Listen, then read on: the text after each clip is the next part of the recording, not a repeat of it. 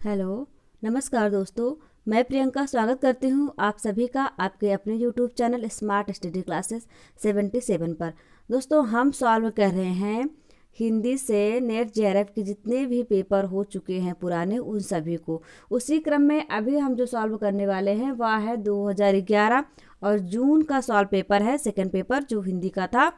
उसमें किस प्रकार के प्रश्न पूछे गए थे वह आप लोग को पढ़ना है, उसको सॉल्व करना है। मैंने इसे वन लाइनर फैक्ट के रूप में लिया है, यानी 4 ऑप्शन ना दे करके सिर्फ उसका आंसर ही बताना उचित समझा है, ताकि आपका टाइम ज़्यादा बर्बाद ना हो। दोस्तों, यदि आप किसी भी परीक्षा की तैयारी करना चाहते हैं और सामान्य अध्ययन के वीडियोज चाहते हैं तो आप हमारे चैनल की प्लेलिस्ट में जाकर देखिए, वहाँ पर आपको सभी वीडियोस मिल जाएंगे।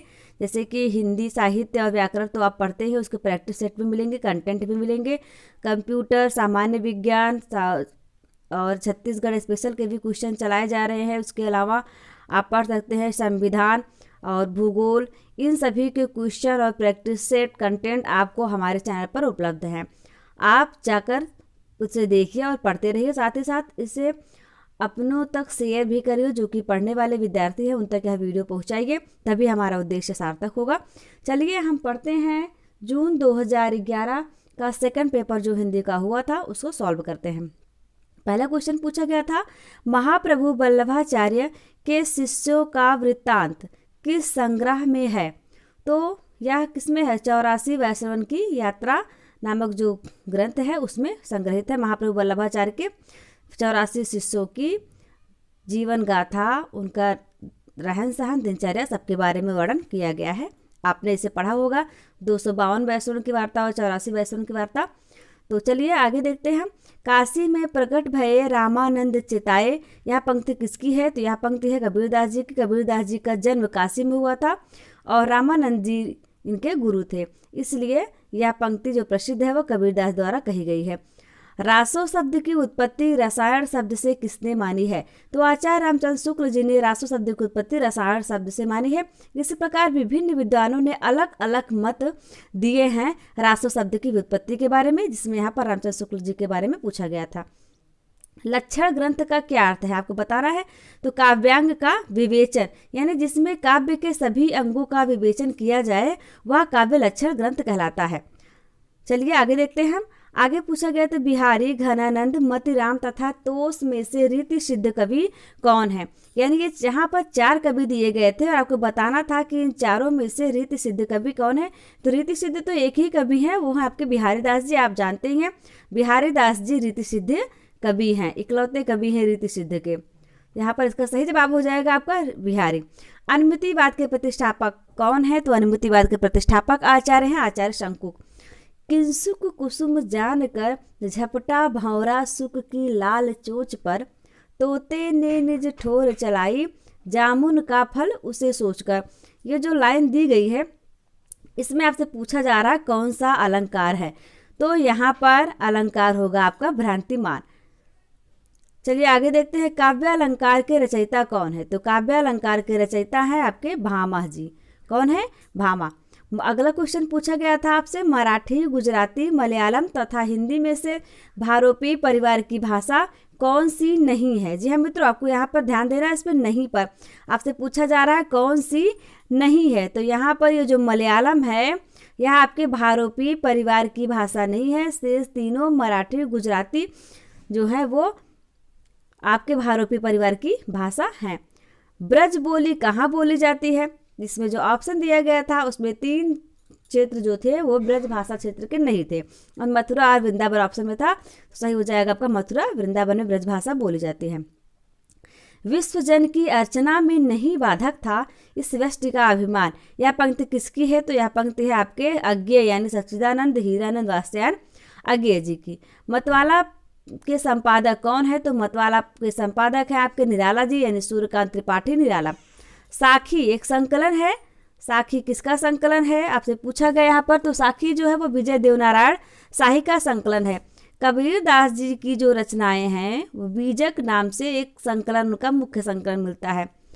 बीजक के अंतर्गत साखी, शबद और रमैनी है, उसका संकलन किया था आपके धर्मदास जी ने, लेकिन साखी विशेष के नाम से ही एक संकलन है विजय नारायण शाही जी का। तो इसमें आपको कंफ्यूज नहीं होना। चलिए आगे बढ़ते हैं। जीवन विवेक ही साहित्य विवेक है। यह कथन किसका है? तो यह कथन है मुक्ति बोध का। अगला क्वेश्चन देखेंगे हम। नंद दुलारे वाजपेयी, शिवदान सिंह चौहान, प्रकाश चंद्र गुप्त तथा रामविलास शर्मा में से प्रगतिशील आलोचक नहीं है।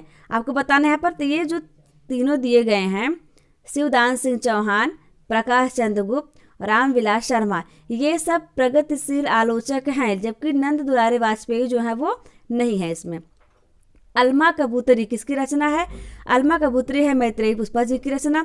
विलोम किसका यानी किस उपन्यास का पात्र है, किस नाटक का पात्र है, आपको ये बताना है। पर किसका पात्र दिया गया है? तो यहाँ पर ऑप्शन दिया गया है आषाढ़ का एक दिन। ये मोहन राकेश के द्वारा लिखा गया आषाढ़ का एक दिन, उसी का पात्र है विलोम। ये आपके एनटीए नेट जेआरएफ के सिलेबस में भी शामिल है नाटक में। हिंदी शब्द की उत्पत्ति किससे हुई है, यानी कौन से अभ्रंश से पूछा जा रहा है स्पष्ट तौर पर, तो आपको बताइए यहाँ पर कि सौरसेनी अभ्रंश से हिंदी शब्द की उत्पत्ति हुई है। और पहली आत्मकथा किसने लिखा था? तो अर्ध कथानक है ये आत्मकथा, बनारसी दास चतुर्वेदी द्वारा लिखा गया है ना। तो चलिए आगे बढ़ते हैं। चितवन की छाया निबंध संग्रह के रचयिता कौन है? चितवन की छाया निबंध संग्रह के रचयिता कौन है? तो इसका सही जवाब हो जाएगा विद्यानिवास मिश्र जी। अब आ गया आपका एनटीए का फेवरेट क्वेश्चन, जेआरएफ का। काल क्रम के अनुसार चतुरसेन शास्त्री के उपन्यासों का सही अनुक्रम क्या है? यानी जो क्रम वाला क्वेश्चन है, यह है आपके नेट जेआरएफ के क्वेश्चनों की एक विशेष पहचान है। हर पेपर जितना भी उसका होता है, कम से कम आपको 8 से 10 क्वेश्चन क्रम वाले मिल जाते हैं। इसी कारण आपका ये पेपर थोड़ा टफ हो जाता है। तो क्रम यहाँ पर मैंने दे रखा है, सिर्फ मैं आपको उन रचनाओं की सन बताते जाती हूँ ताकि आपको अच्छे से याद हो जाए। क्रम से आपको नहीं लगाना, ये सारी रचनाएं क्रम से हैं। हृदय की परख, हृदय की परख का प्रकाशन हुआ था 1918 में। कब हुआ था? ये देखिए 1918 में। फिर हृदय की प्यास का प्रकाशन हुआ था 1932 में। अमर अभिलाषा का प्रकाशन भी 1932 में हुआ था। और आत्मदाह आया था आपका कब? 1937 में। इस प्रकार इसका जो सही अनुक्रम है वह होगा हृदय की परख, हृदय की प्यास, अमर अभिलाषा और आत्मदाह। अगला क्वेश्चन है, कालखंड की दृष्टि से कहानियों का सही अनुक्रम है, यानी ग्राम, कफन, डिप्टी कलेक्टरी, पाल गोमरा का स्कूटर। तो ग्राम आया था कब? 1911 में। कफन 1936 में, मैंने इसके पहले के वीडियो में इसको बताया था। डिप्टी कलेक्टरी 1955 में प्रकाशित हुआ। और पाल गोमरा का स्कूटर 1997 में प्रकाश में आया था। चलिए स्पष्ट हुआ होगा आपको। नाटकों का सही अनुक्रम क्या है? भारत दुर्दशा, राजश्री, कोणार्क, खजुराहो का शिल्पी, या इसका सही क्रम है? हम इसका सन को जान लेते हैं। तो भारत दुर्दशा आया था 1880 में, राजश्री आया था 1915 में, कोणार्क आया था 1952 में, खजुराहो का शिल्पी आया था 1972 में। यह इसका सही अनुक्रम हो जाता है। चलिए आगे देखते हैं। काल क्रम अनुसार ग्रंथों का सही अनुक्रम क्या है? जी हाँ मित्रों, ग्रंथों का सही अनुक्रम बताना है आपको। नाट्यशास्त्र, इसका जो प्रकाशन काल या फिर कब ये जाना गया, कब लिखा गया, प्रकाशन तो नहीं कहेंगे, इसे बहुत पहले लिखा जा चुका है ये। तब तो पांडुलिपियाँ हुआ करती थी। तो ये जो है लिखा गया था कब? ये ईसा पूर्व द्वितीय शती में लिखा गया था। कब? ईसा पूर्व द्वितीय शती में लिखा गया था। और काव्य अलंकार सूत्रवृत्ति लिखा गया था 800 ईस्वी में। 10 रूपक लिखा गया था 974 ईस्वी में। और काव्य प्रकाश लिखा गया आपका 12वीं शताब्दी में। यह इसका सही क्रम हो जाएगा। प्रकाशन काल के अनुसार यात्रा वर्णनों का सही अनुक्रम क्या है? तो ये इसका सही क्रम है, अरे यायावर रहेगा याद, देश विदेश, हंसते निर्झर, दहकती भट्टी, तंत्रलोक से यंत्रलोक तक। अब इसके सन को हम जानते हैं। देखिए यहाँ पर, अरे यायावर रहेगा याद कब हुआ था? ये 1953 में प्रकाश में आया। देश विदेश 1957 में, हंसते निर्झर दहकती भट्टी 1966 में, और तंत्रलोक से यंत्रलोक तक 1968 ईस्वी में इसका प्रकाशन हुआ था। अब यहाँ पर आपको रचनाकारों का सही अनुक्रम बताना है। भगवती चरण वर्मा बच्चन, यानी कि हरिवंश राय बच्चन, आज्ञे नरेंद्र शर्मा। भगवती चरण वर्मा का जो जीवन काल रहा है वह है 1903, और मृत्यु कब हुई इनकी? तो 1981 में।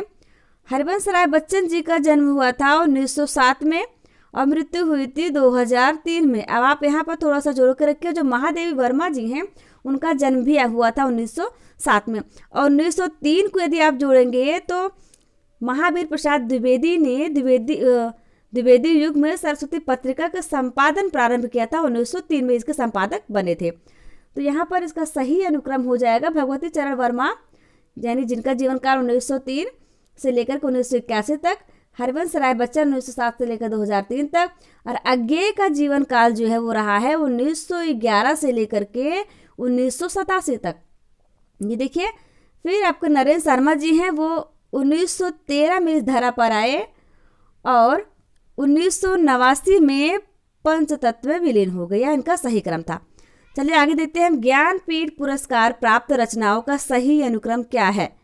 जी हाँ मित्रों, सबसे पहले ज्ञानपीठ पुरस्कार जो मिला था वह मिला था रामधारी सिंह दिनकर को 1972 में मिला था। कब मिला था?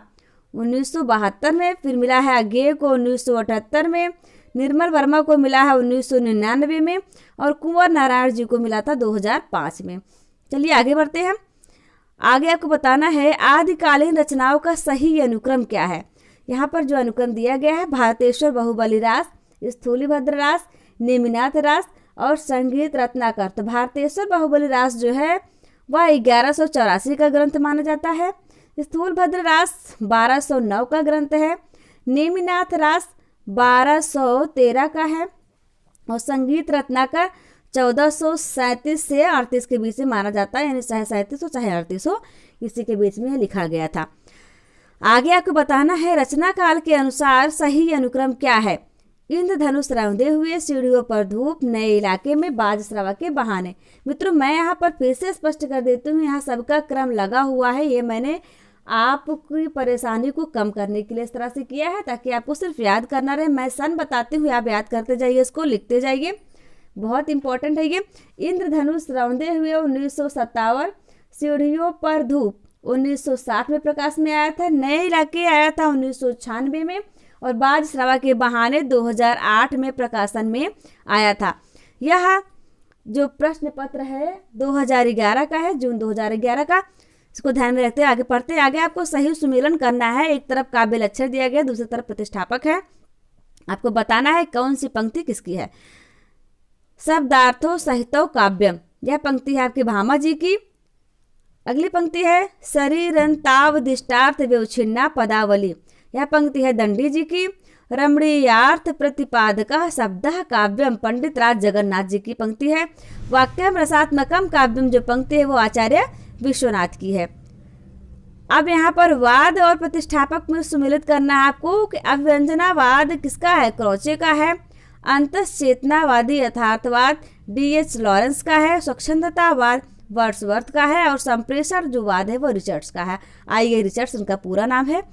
निबंधकार और कृतियों को सुमिलित करते हुए हमें बताना है कुबेरनाथ राय का जो निबंध है वो प्रिया नीलकंठी है। हजारी प्रसाद द्विवेदी ने लिखा था भीष्म को क्षमा नहीं किया। विद्यानिवास मिश्र ने लिखा था मेरे राम का मुकुट भीग रहा है। आचार्य रामचंद्र शुक्ल ने लिखा था चिंतामणि को। आगे बढ़ते हैं, कहानीकारों कहानी बताना है। तो उषा प्रियमवदा की जो कहानी है वह है वापसी। मनु भंडारी की कहानी है अकेली। कृष्णा सोबती की कहानी है सिक्का बदल गया। और निर्मल वर्मा की कहानी है परिंदे। सही सुमेलित करना आपको उपन्यास और उपन्यासकार में से। पुनर्नवा जो उपन्यास है उसके उपन्यासकार हैं हजारी प्रसाद द्विवेदी। कब तक पुकारू रांगे राघव का है। फूले बिस्तरे चित्र भगवती चरण वर्मा का है। मनुष्य का रूप यशपाल का है। चलिए आगे बढ़ते हैं। पंक्तियां और कवि बताना आपको। जिधर अन्याय है उधर शक्ति, जिधर अन्याय है उधर शक्ति, यह कौन से है, राम का शक्ति की पूजा की है ना पंक्ति निराला जी की। नारी तुम केवल श्रद्धा हो, यह पंक्ति है प्रसाद अरे जयशंकर प्रसाद जी की। बहुत दिनों तक चक्की रोई चूल्हा रहा उदास, यह है नागार्जुन की। सिंहासन खाली करो कि जनता आती है, रामधारी सिंह दिनकर की प्रसिद्ध पंक्तियां हैं। यहाँ पर आपको विधा और रचना में सुमिलित करना है कि यह जो रचना दी गई है वह कौन सी विधा की है। तो अबूतर कबूतर नामक जो रचना है उदय नारायण की वह है कविता विधा की। और शहादत नामा एक कहानी है। पहला गिरमिटिया गिरिराज किशोर का उपन्यास है। देहांतर एक नाटक है। समझ में आ रहा है मित्रों, ये विधा है, आपको बताना था इसके बारे में। और पात्र सुमिलित करना आपको, कौन सा पात्र किस कृति का है। न्यूनिया एक पात्र है जो कि कई बार परीक्षा में पूछा गया है। वह बाण भट्ट की आत्मकथा का पात्र है। और राय साहब ये मैला आंचल के पात्र हैं। प्रशांत ये जो पात्र है वह महाभोज का है। महाभोज किसने लिखा? मन्नू भंडारी ने लिखा है। और रेखा गोदान की पात्र है। गोदान को मुंशी प्रेमचंद ने लिखा था। कब लिखा था? 1936 में लिखा था। यह मुंशी प्रेमचंद का आखिरी पूर्ण उपन्यास माना जाता है। ठीक है। और 1936 में इन्होंने एक कहानी भी लिखी थी, वह है कफन। बहुत ही इम्पोर्टेंट है आपके प्रेमचंद जी, आपको याद करना चाहिए उन्हें, उनकी पूरी रचनाओं को। आपके पाठ्यक्रम में भी गोदान है, गोदान को आप विस्तृत रूप से पढ़िए। चलिए, सही सुमेलित करना है नाटक और पात्र में। तो चंद्रगुप्त नाटक का पात्र कौन है? सिंहरण है। और आषाढ़ का एक दिन इसका पात्र है विलोम। आषाढ़ का एक दिन किसके द्वारा लिखा गया? तो मोहन राकेश के द्वारा लिखा गया। सूर्य की अंतिम किरण से सूर्य की पहली किरण तक यह नाटक है और इसका पात्र है ओकाक। देहांतर का पात्र है पुरु। मित्रों, यह रहा जून 2011 का सेकंड पेपर हिंदी का जो कि हुआ था। और अगला जो क्रम होगा वह होगा दिसंबर 2011 का। मैं जल्द ही अपलोड करूंगी। मित्रों, यदि आप इसका PDF प्राप्त करना चाहते हैं तो उसके लिए आप हमारा टेलीग्राम चैनल को ज्वाइन कर लीजिए। हमारे टेलीग्राम चैनल का नाम है स्मार्ट स्टडी क्लासेस 77। आप टेलीग्राम पर जाइए, वहाँ पर सर्च करिए, वहाँ उसमें ऐड हो जाएगी। मैंने अब तक के जितने भी क्लासेस करी हैं NTA NET JRF के लिए हिंदी संबंधित, उन सब के PDF आपको वहाँ चैनल पर मिल जाएंगे। पहले सिलेबस दिया गया है, फिर जितने पुराने पेपर में सॉल्व करवा रहे उन सब का PDF मैंने चैनल पर ऑलरेडी अपलोड कर दिया है, आप जाकर उसे देख सकते हैं। ठीक है मित्रों, कैसे लगी आपको ये क्लास आप ज़रूर बताइएगा और बने रहिए हमारे साथ। अपनी मंजिल को पाने के लिए हम साथ साथ चलते हैं, मंजिल को प्राप्त करते हैं। मित्रों, यदि आप अपनी परीक्षा के स्तर को बनाए रखना चाहते हैं और आगे बढ़ना चाहते हैं, ज़िंदगी में कुछ करना चाहते हैं अपना और अपने समाज का कल्याण करना चाहते हैं, उसके लिए आपको पढ़ना होगा। पढ़कर ही आप आगे बढ़ सकते हैं। ठीक है मित्रों, पढ़ते रहिए हमारे साथ, लगातार बने रहिए और आपका बहुत बहुत धन्यवाद, आप हमारे साथ बने रहे। चलिए, मिलते हैं आपसे अगले वीडियो में। तब तक के लिए नमस्कार, जय हिंद, जय भारत।